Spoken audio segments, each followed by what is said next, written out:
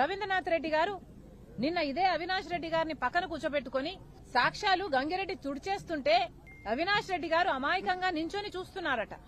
ఎందుకు అమాయకంగా చూస్తున్నారు సార్? అవినాష్ రెడ్డి గారు హత్య చేయకపోతే అసలు బాడీని ఎందుకు క్లీనప్ చేస్తున్నారు, సాక్ష్యాలను ఎందుకు మాయం చేస్తున్నారు అని అవినాష్ రెడ్డి గారు ఎందుకు అడగలేదు సార్ అని అడుగుతున్నాం. నిందితుడిగా చేర్చింది అవినాష్ రెడ్డి గారిని సిబిఐ అక్యూజ్డ్.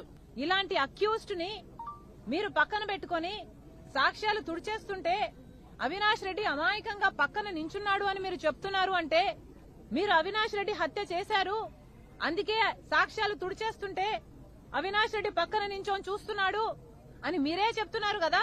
మరి మీరే హంతకులు అని చెప్తున్న వాళ్లకు మళ్లీ మీరు టికెట్లు ఇవ్వడం ఏమిటి? హంతకులను వెలకేసుకొస్తున్న రవీంద్రనాథ్ రెడ్డి గారికి టికెట్ ఇవ్వడం ఏమిటి? ఏం మాట్లాడుతున్నారు మీరు? నేను తెలంగాణలో పార్టీ పెట్టాను, ఆ తర్వాత ఇక్కడికి వచ్చాను అని నా సొంత మేనమామే మాట్లాడుతున్నాడు అంటే